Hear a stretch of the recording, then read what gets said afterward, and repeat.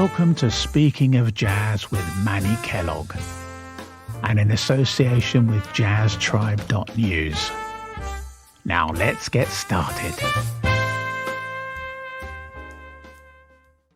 Well, jazz lovers, hello once again, hello. And I'd like to thank you for tuning in to this episode of Speaking of Jazz with me, your host, Manny Kellogg. And I'm coming to you each week with brand new guests. You never know who I have, so you have to tune in to check out the show to see just who I have. This week, I have a fantastic person. He is a well-known vocalist. He sings extremely well. He sings gospel, he sings blues, and he sings jazz. He is the band leader of his own blues group entitled Jerome Blues Band, and they play all over the West Coast and East Coast area. I'd like for you to sit back, relax, and enjoy this episode, and join me in welcoming my friend from the Baltimore, D.C. area, Mr. Lou Jerome. How you doing, man? Let's talk. Hey, man, good to hear you.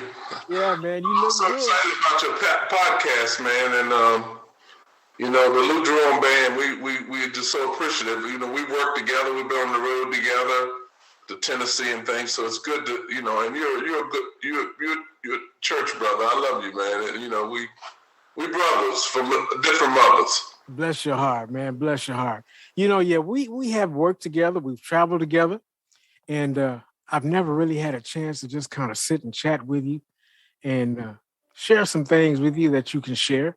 I'd like for you to let me know and let the guests know where are you from, man, and what are some of your influences to get you started? I know you sing gospel, you sing blues, and you sing jazz. And we're just going to take our time and talk about all three of them. Go ahead. It's your show. If you remember, we came from Tennessee. We stopped in my hometown of Christiansburg, Virginia. Yes. On top of the mountain right outside of Roanoke. That's where I grew up. I went to the Historical Christiansburg Institute for high school and joined the Navy at 17. Okay. But as a young man, my brother was a trumpet player in a band called the True Tones, and he played music. My grandfather on my father's side was a pianist.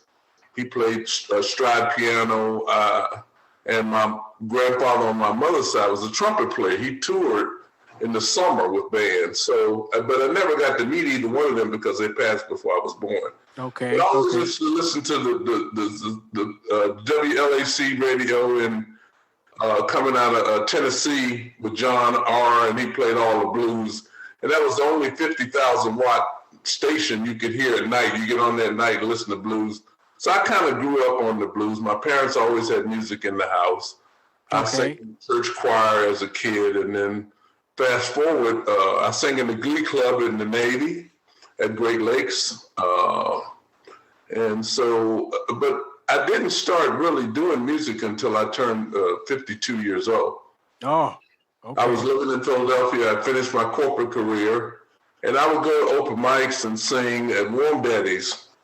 I'd get up and, put my name on the list, and I'd get up and sing a couple blues songs or whatever, usually Hoochie Coochie Man or something. Yeah. Something like that. And I got to know the sound man there. His name was Brian McLean. Because I sat beside the sound booth, it was the only seat available. So Brian and I became friends. He had a band called Brave New Blues. And he played guitar and harmonica. He's a young guy, grew up in Boston, and he's from Trinidad originally, real laid back. So he used to call me Lou Jerome. My first name is Louis, my middle name is Jerome. Okay. But he's the only person that ever called me that. So what happened, fast forward, Brian set up a gig for me with Delbert McClinton, with the Big Texas Horns, Lil Milton Campbell, a blues fest. Well, I was in banking.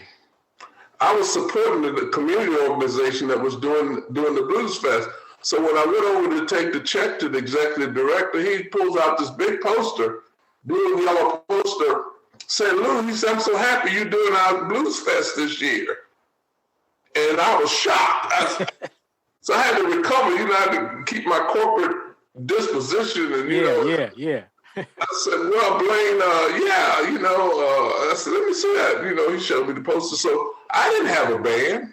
Yeah. But I had been going to Brian's gigs and getting up doing a little bit piece on his gigs, and sometimes he'd have me do a half a set, whole set, whatever. He had done this without even telling me. Okay.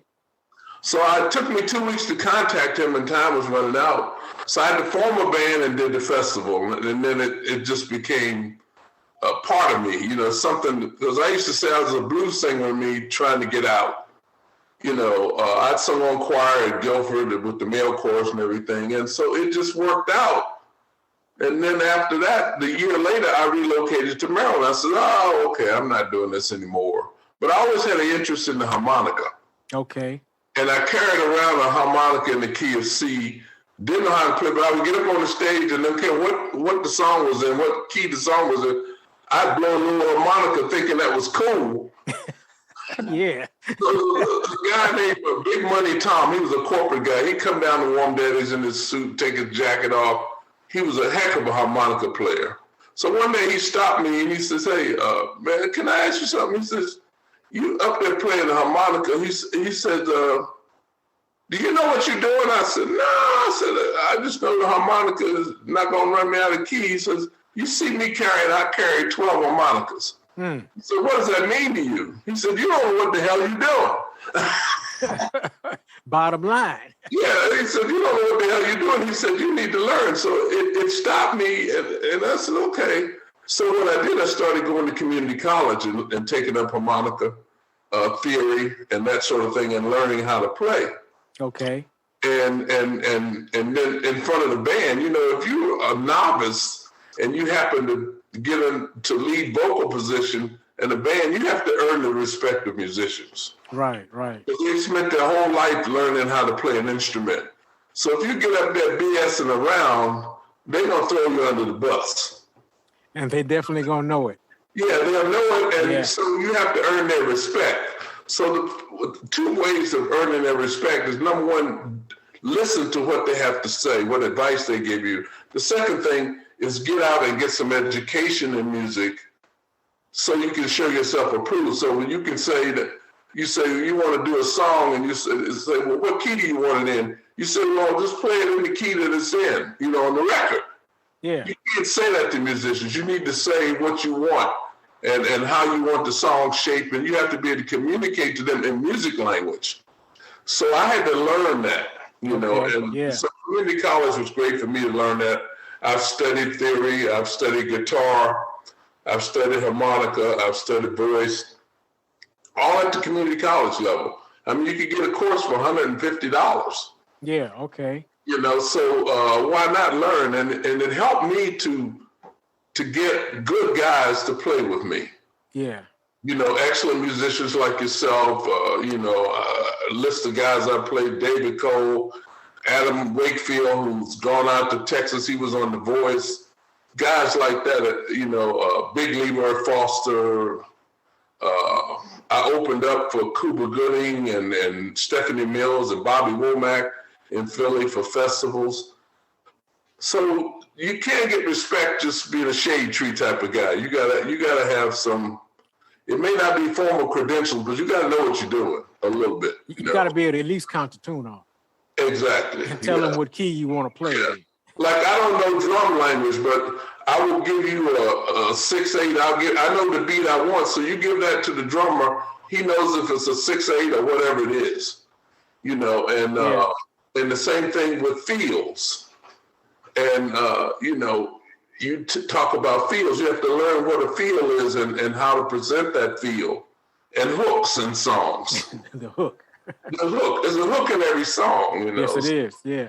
And you have to find that hook, because that's your job as a lead singer, is to find the hook and present the song. And when that hook comes around, you got to grab it. And that makes the song successful, and the band appreciates that.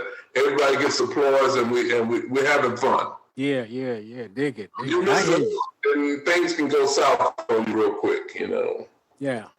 Well, who are some of the who are some of the musicians that you're working with now? Can you talk about that a little bit? Are you doing some vocal work? Well, currently, I did some work with you and Wes Biles, Sugar Biles.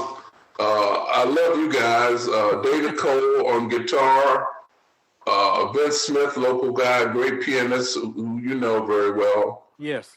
I'm working with them now because since I had back surgery 3 years ago. Oh, no. So, yeah, it made it difficult for a year and a half. I couldn't really walk.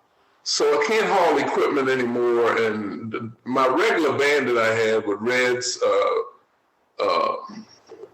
Atkins and Samba, the guy from Czech Republic, excellent guitarist, and a couple of different drummers, Kenny Brooks, Kenny Trusty, well-known guys locally who are great drummers. Kenny Brooks was the band leader, was the drummer for the 3 Degrees out of Philadelphia. And Kenny's work, the other Kenny Trusty's work for everybody in Baltimore.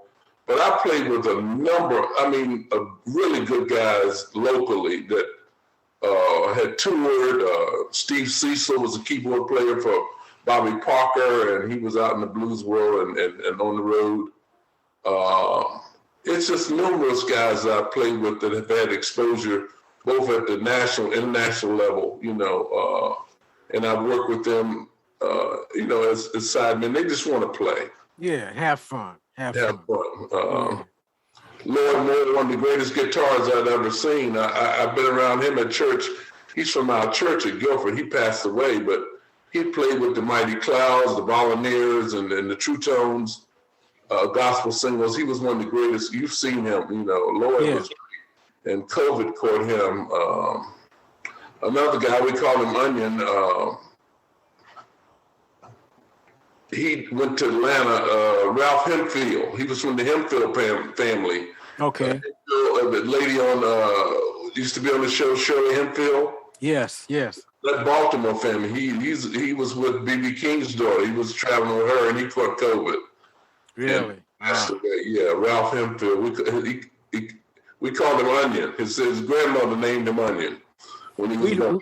We lost a lot of great players and singers to COVID-19, man, and it's kind of sad, because at one time I used to be afraid to answer the telephone because it seemed like every time I answered the phone, someone from Las Vegas was calling me, telling me that such and such passed, and I get another phone call and said, "Man, I just called to tell you that such and such passed."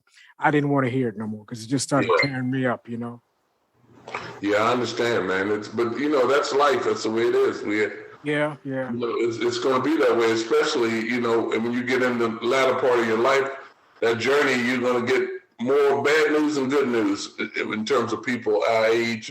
Yes, sir. We just have to go with it and stay spiritual, because God is in control. Amen. Yes, sir. And he's in control of everything. And we'll suffer for a minute, and when it's our turn, with my back surgery, people say, "Oh man, you're upset."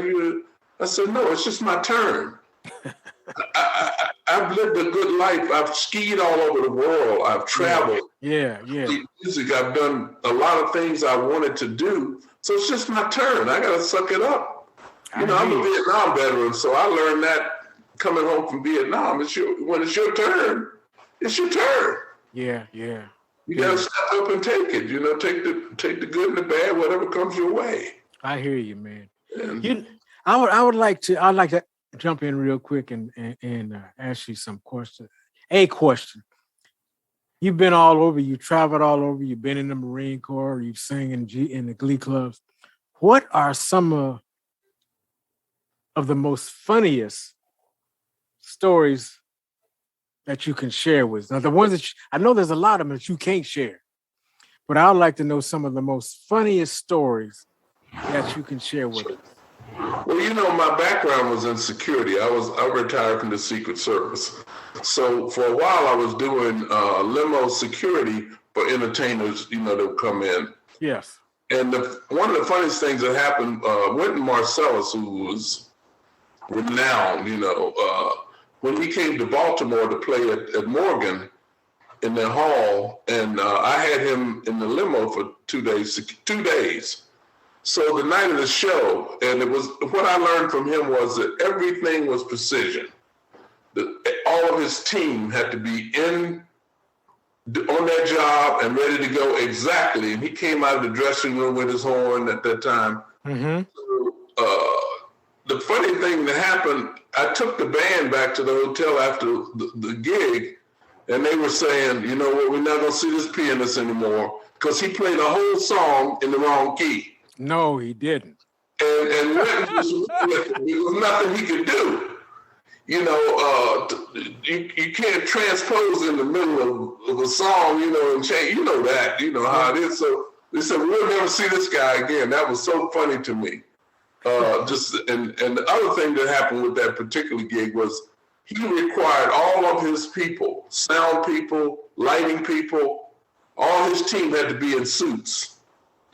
So the sound team was running behind with Morgan and getting set up. And when he came through the door, they didn't have their suits on. Mm-hmm. And he looked at them and he said, where's y'all MF and Vines? Your Vines. Your Vines, yeah. And they were just shaking. They said, look, we're going to get fired. I don't know what's going to happen. The other funniest thing I've ever heard is B.B. King on the radio, his radio show when he was living. He said to Ray Charles, and you played with Ray. Yes, sir. He said, Ray Charles told him one time, he said, B, if I thought I was going to live this long, I'd have taken better care of myself. So there's a lot of stories, you know, a lot of things happen on stage, you know, that we laugh about and just say the public don't know. They don't know what's going on. But it's just so many funny stories with music. You know, every time you do a gig, something funny happens. Something funny's going to happen, yeah. I hear you. I often say, look, if somebody played something out, off, he'd make it work and say, man, that's great. I like that. You know, that's what you do. You know, you get lemons, you make lemonade. Hey. You get oranges, you make orange juice. That's right. You've done that your whole career, you know. Yeah. And it makes it fun. It makes it fun. You know, I really enjoy some of my fun times too, man. Like you said, a lot of stuff happens on stage that is funny at the moment. Then we get down 50 years later, man. You done so much funny stuff, you done forgot most of it. That's right. Every gig, something funny is going to happen. You know, somebody's going to do something, some kind of antics or. Never fails. Never fails. Yeah. It keeps it interesting. Yes, it does. Well, I'm going to jump in here real quick, man, and remind our listeners that you're listening to Speaking of Jazz with me, Manny Kellogg, and I'm your host. I'm coming your way every week with a different guest. And if you'd like to be a guest on the show, all you have to do is email me at speakingofjazz.guest@gmail.com. That's speakingofjazz.guest@gmail.com. And leave all your information. And I promise you, I'll get right back to you as soon as possible. And today we have as my very special guest from Washington, D.C., Baltimore area, Mr. Lou Jerome. He is a gospel, blues, and jazz singer. And I'm telling you, if you have not had a chance to hear this man and his group, you don't know what you're missing. The first chance you get and you hear the Lou Jerome Band, you need to jump out there and catch them. Right now, we're going to get right back into my good buddy, Mr. Lou Jerome. Hey, man, how you doing? You still with me? Yeah, I'm here. I'm still excited. I'm excited to have you, man. I'm excited to have you. Oh, well, tell me, are you doing any recording? Are you planning any shows, any tours you got coming up? I have a couple shows coming up. I'll be at the Crystal Ballroom at Leisure World on July the 8th with David Cole and basically his rhythm section. Okay. On piano. And that's going to be great. And then I'll be at Westminster Church on August the 22nd. And David has put the team together for that. He's going to be the music director for that gig. Westminster, you know, you played there, 400 I Street Southwest. Yeah. Great venue, Monday night blues, Friday night jazz, every week for years and years. And Brian Hamilton, have to give him a shout out because he keeps the music going.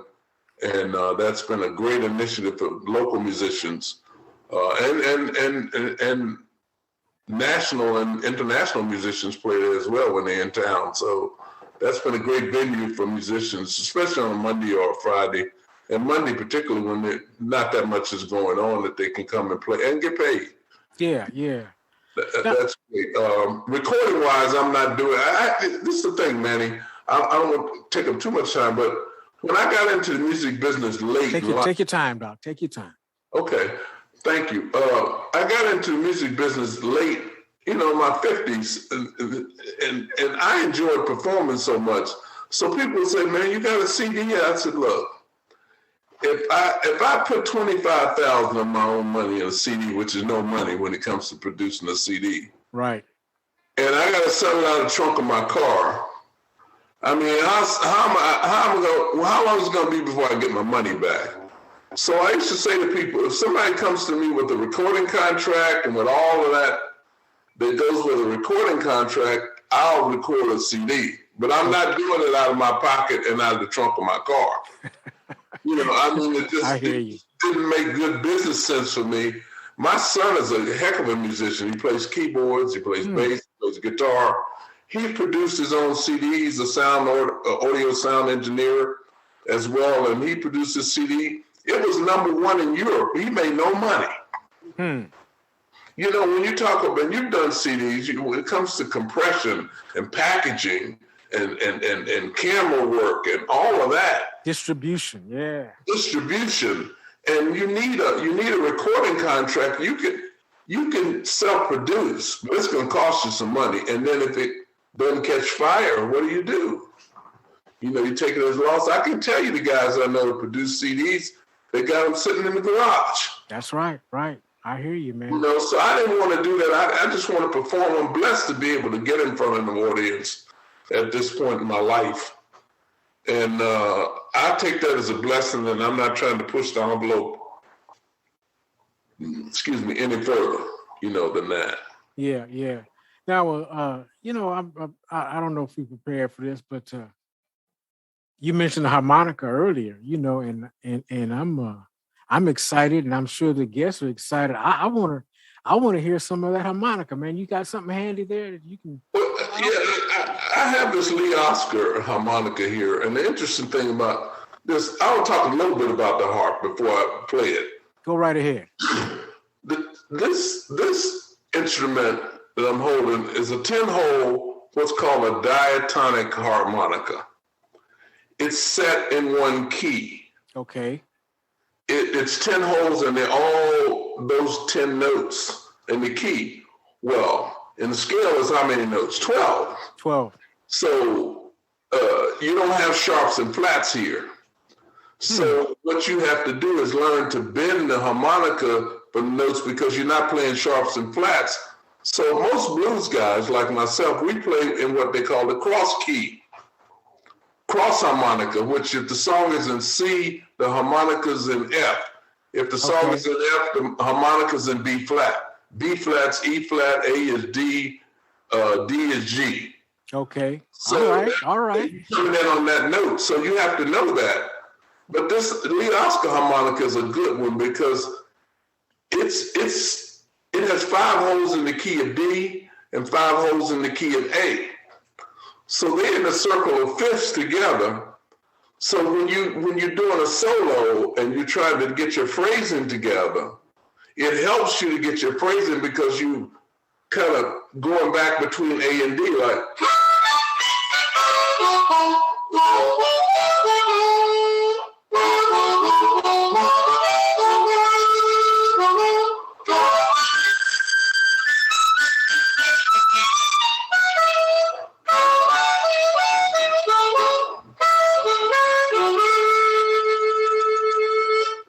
Yeah, man.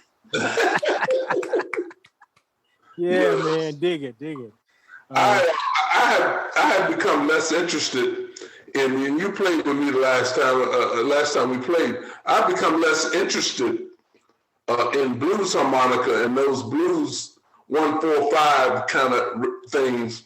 Yes. I'm more interested in jazz, where you scat, you move it fast, and the melodies are hard. It's hard to play. I don't play that many melodies on the harmonica. Now, I have a chromatica, which Stevie Wonder plays. It has the valve on it. That's called a chromatica. Most of those are tuned in piano C or piano B flat, but most of the ones are piano C. You can pick that up and you can play it along. You don't have to grab a different harmonica for every song, when the key changes. So I have one of those, but I'm playing it more because I like what I'm hearing in terms of more jazzy stuff. Scat, moving quick, like Taking the A Train. All of Me, we did that. Yeah, I remember that. Let's talk about those jazz, man. How did you get into doing jazz?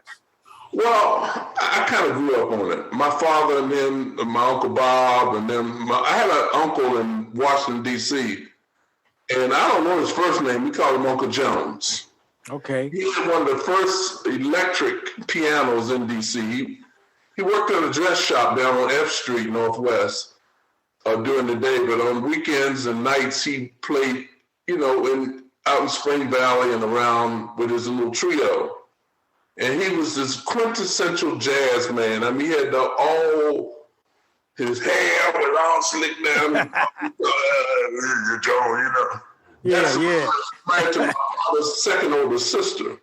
So I've been around that music. He and my dad, and they would we come to DC, and my dad and Uncle Bob, and they make a bass fiddle out of a tub with a broom and a rope. Yeah. They would be up all night long singing and just having a good time singing. I love jazz. I mean, it's connected. Jazz, blues, and gospel are related. They're blood related. That's right. That's the Trinity, man. Yeah, that's the Trinity. Yes. Gospel being first, and then jazz and blues, or blues and jazz, whatever. But they all came out of that, and people that don't recognize that, it's sad today that the music, they don't recognize the origin of the music. I mean, I listen to some of the newer music, and this is not a criticism, but when you play, people will sell CDs and sell 10 million CDs of a song that has one bar of music. I hear you. No bridge. Yeah. No breakdown, no turnaround, none of that. No melody. No melody. Gospel has gotten that way, Yeah. and it's annoying to me sometimes. Mm-hmm. I like to hear the melody. I want to hear rhythm chords. I want to hear all of that stuff that we heard, growing up, with R&B. You want to hear the hook and the turnaround. The hook and the turnaround and the bridge. That's right. James Brown always took it to the bridge, That's right. And break it down, And so we've lost that in music, and it baffles me that we have musicians who are trained, who can play all of this stuff, and they get with a group and smooth jazz or whatever, and then they just on this one bar thing, Yeah. I totally agree with you, man, and I can elaborate on that from now until next year, and I don't want to go into it because I may hurt somebody's feelings, but I know what you're saying. Yeah. Yeah, and I don't want to hurt anybody's feelings. I mean, people need to make a living and do what they do, but for those of us who know and listen to music and we're listening for this stuff, I don't listen. I mean, I can listen to smooth jazz about 20 minutes and then I'm done, because you take great melodies and put it into a smooth format, and great jazz musicians. I was shocked. I'll tell you this little story. I went to Harrisburg to see Kenny G. And I'm not a big fan of his, but I was invited to go up there. And because I'm not a big fan of smooth jazz. It's listenable. If I'm driving somewhere, I'll listen to it and whatever. And, I listen to Kenny G, and he had the one song, Songbird or whatever it is. Yeah. But when I got to the show, this guy played some jazz. And I was so appreciative of his work leaving that auditorium. People were raving over the one song, but when he played the jazz, I said, oh, this guy's legit. Well, Kenny G is a legitimate jazz musician, really. legit. I didn't know it until I heard him do it. Yes. You know? But I mean, that they had to take what's marketable. You know, Yeah. I get it. You know, Kurt Whalum, Joshua Redmond. I can go right down the list. Tom Brown, excellent musicians. I mean, there's just tons of them. But you know, jazz, we've given it away. You know, and the thing about it, I was talking to bass player Wes Sugar Bowles just yesterday, as a matter of fact. Jazz, you got to pay attention and you got to listen. It'll definitely keep you on your toes. It's not something you can go to sleep and play. Now, let me reiterate on that one. Sometimes when I'm playing a ballad, I'll use the term, "Oh, this is a tune that I have to go to sleep and play," because it's just that laid back. I have to be felt and not heard. So I'm there, but I'm not there. So it's just laid back, but I'm still being felt, you know. So then again, I'm listening and paying attention to what's going on all at the same time. So it's not something you can just take for granted. You know, if you get in a tunnel and try to see the light at the end of a tunnel with jazz, you'll never find it because it's endless. It keeps going. You know? Yeah. It's infinite. It really is. It's infinite. And listening is very important. And that's where I had to learn how to listen. Okay. Because coming from the shade tree side of the business, I get up to, okay, you got a halfway decent voice, you can sing, but you have to listen to what's going on with the band because you out front. And they may hit a curve and somebody might take a right angle or somebody might 45 degrees or somebody might take 30 degrees. You have to be listening so you can go with that. That's right. That's right. You know, you have to go with it and alter things, you know. And it happens in an instant. You don't have time to think about it. You have to alter, you know, even your voice, or a guy goes, you know, there's some songs where somebody will go out of key on a portion of the song, and then you have to arrange your voice. You have to follow them. That's right. And then bring it, and then once you get to the turnaround, you got to bring it back to where it is. That's your job as a lead singer. Okay. A lot of guys, they don't know that. I've watched open mic people get up and destroy a song because they don't know the changes. They don't know, and when something's wrong in the band, you have to be able to hear it as a lead singer. Yes, sir. If you don't hear it, you know, if the drummer's giving you too much on the top, you know, and too much snare or whatever, and it's changing the song, you got to be able to let him know in a nice way to reel it back in, you know, and that's what makes it interesting to me, to be able to work at all that. And you, after the break, you said, man, I saw you going over here with that, or they'll tell me on the harmonica sometimes, you know, say, oh. The thing with the harmonica is the band has to stay in the melody when you're playing cross harp. A lot of good musicians, they hear well. So when you come up with that, if the song is in D and you come up in G and they hear it, they're going to change the whole song to the key of G, which is going to throw the harmonica off. Okay. Yeah. If they change it to G, then I got to grab a C harmonica.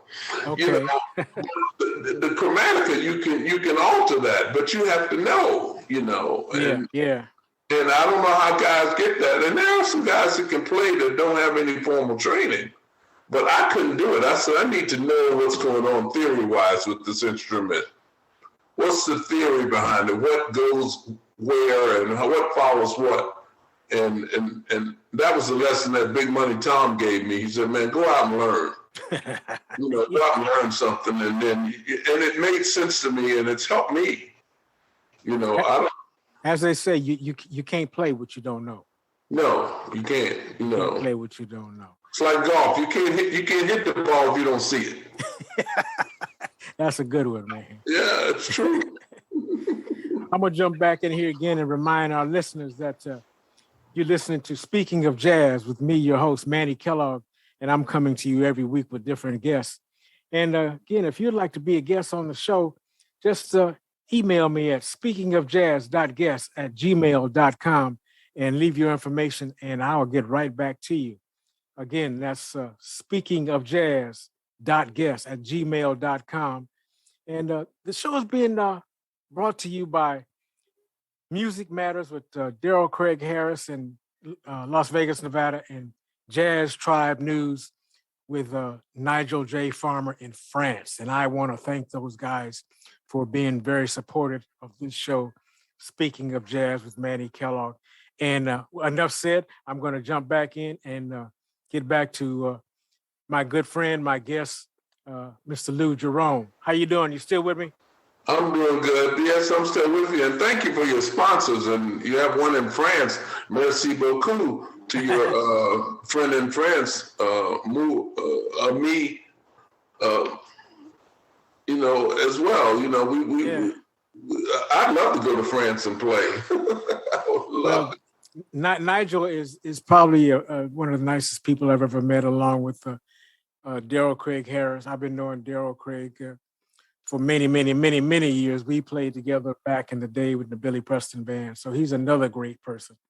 I would like for you to let our guests know, if you don't mind, how they can, if someone wanted to get in touch with the Lou Jerome Band, how would they go about doing that? You can contact me at the Lou Jerome Band @gmail.com. I have a lot of stuff on YouTube under Lou Jerome, just the name Lou, Lou Jerome, Lou Jerome Blues. It's out there, and you can get hold of me on Gmail. My phone number is 410-908-9169. I'm available to do gigs. I really want to do a little bit more jazzy stuff nowadays. I'm not able to haul equipment. I need to have a sound stage, a back operation, with the sound and everything, because I can't haul that stuff anymore.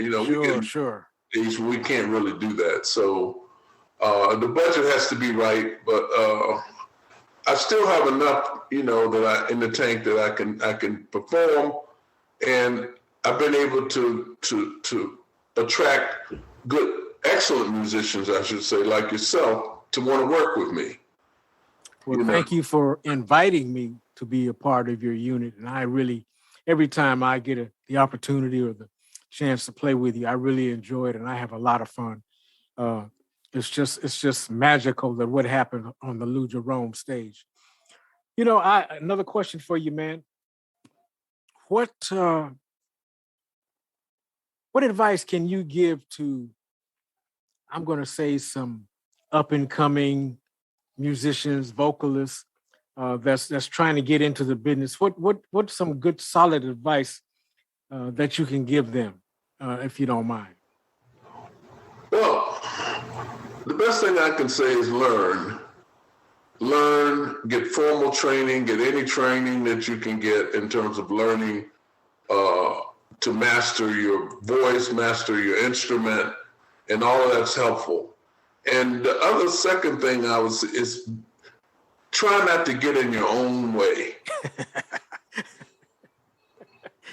Ray Charles said that. Stay out the way, baby. Especially staying out of your own way. I've seen excellent musicians who couldn't get out of their own way. Yeah. For me, being humble and letting the Spirit drive what you do. Don't do stuff without being spiritually motivated to do it.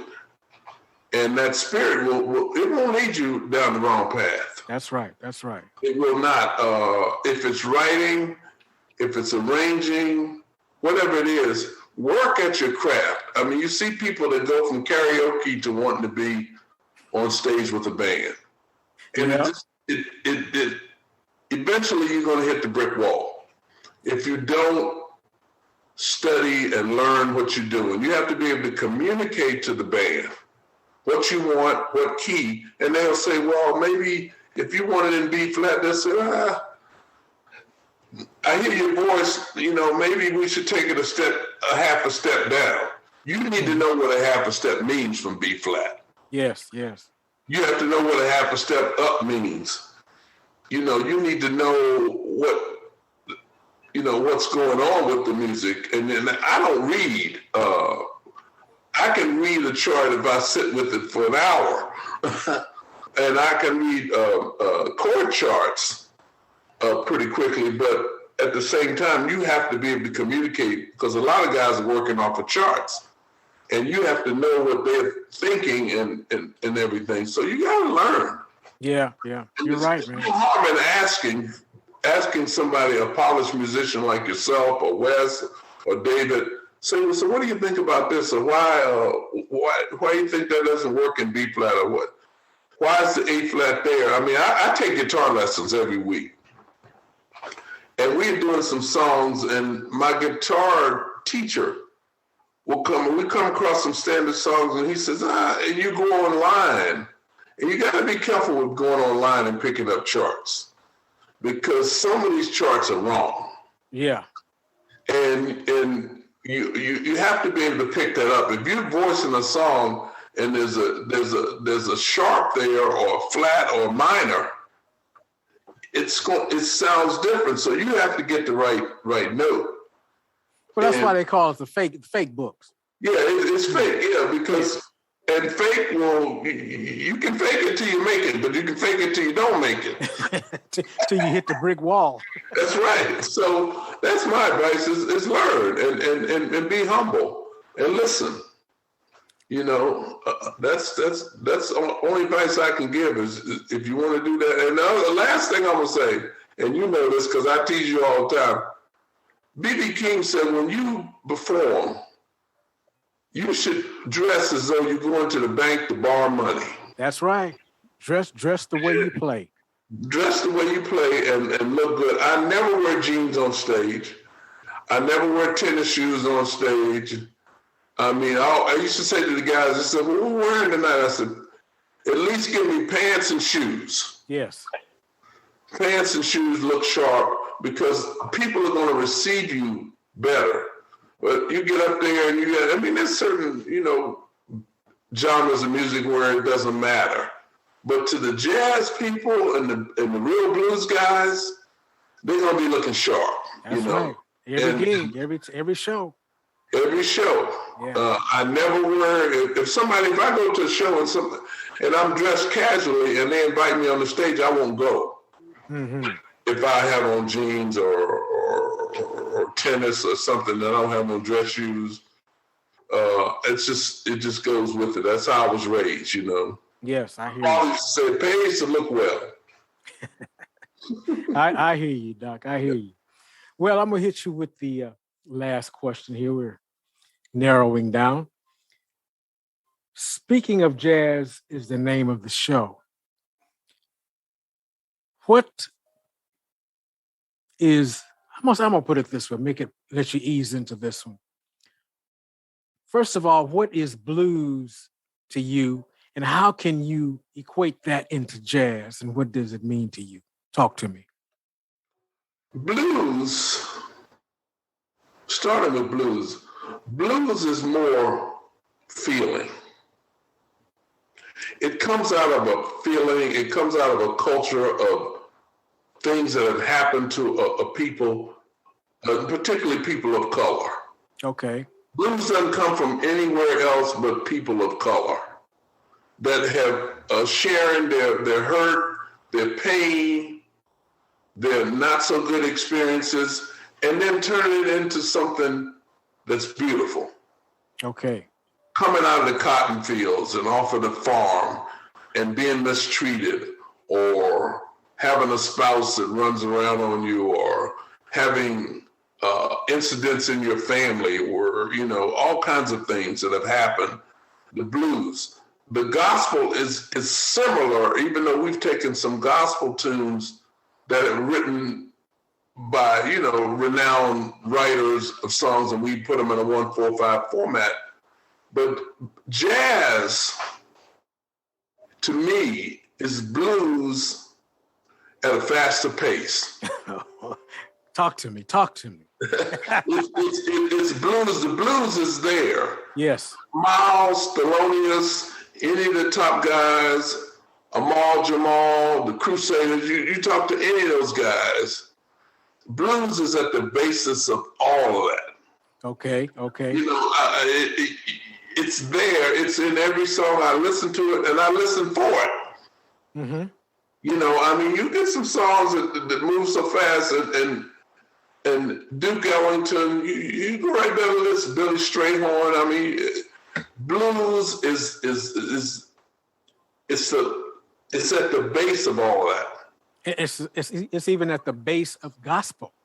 Oh yeah.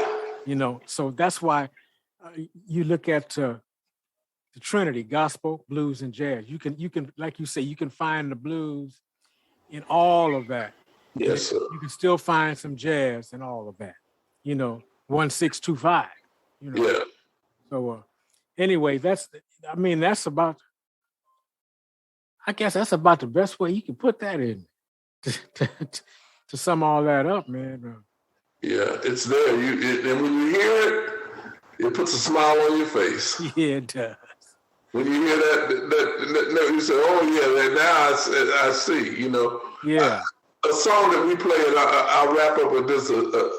Every band plays Chicken Shack. Down, down, down, down, down. And Jimmy Smith, renowned organist, as far as I know, he popularized Chicken Shack, but you don't hear, the blues guys love to play, but that's a Jimmy Smith tune. Okay. Behind the organ. He's the Chicken Shack guy, but they altered it, and I listen to Charlie Musselwhite, who's a harmonica player, and he has a nice version of Chicken Shack. And that song has really encapsulates what jazz and blues, the segue between jazz and blues. Okay. That's one of the songs that, and I have to give a little credit to, Bobby Blue Bland did a couple country songs. Brooke Benton, I do this song called Just a Matter of Time. That's a country song. R&B players like Brooke and Bobby Blue Bland, Jerry Butler, they took country songs and popularized them into soul music, you know. So, yeah. They're out there too. There's not a lot of difference between country and blues. It's just how it's played, you know. And Ray Charles, when he sat down with Willie Nelson, he showed people that. I mean, when people didn't want him to do I Can't Stop Loving You. Right. You know, and that's a country song. But look what he did with it. Yes. Look what he did with a lot of them. You can't get past Ray. No way around it. Yeah. You gotta go through Ray. He was one of the best that ever did it, you know. That was Papa. That was the Papa, man. Mm-hmm. Well, guess there you have it. My good friend Lou Jerome has been with me today. And again, I just want to remind you, you've been listening to Speaking of Jazz with me, Manny Kellogg, and I'm your host. I'm coming to you, hitting you hard every week with new guests. And if you want to be a guest on the show, again, just email me at speakingofjazz.guest@gmail.com, and I'll get right back to you. The show is being brought to you and sponsored by Music Matters with Daryl Craig Harris, Las Vegas, Nevada. Jazz Tribe News with Nigel J. Farmer in France. And again, I got to give big shouts out and big applause to those guys who are fantastic to make this show happen. And again, I want to thank my dear friend, Mr. Gospel, Blues, and Jazz vocalist, Mr. Lou Jerome. Hey, man, thank you for coming hanging out on the show this week, man. Thank you, Manny. I'm blessed to have your friendship, and I'm blessed to be on your show. I wish you much success with this podcast. I can't wait till folks hear it out there, and everybody will put their arms around and push you on to the next level with this piece. Bless your heart, man. Thank you so much, man. And again, thank you for your time. Thank you for being my friend, and thank you for being on the show. And with that note, I'm going to say, God bless your heart, man, and keep swinging. Bye-bye. All right. Bye-bye. We hope you enjoyed the show and thank you for keeping jazz alive. Don't forget to follow us on our social media channels. All the links are in the podcast description.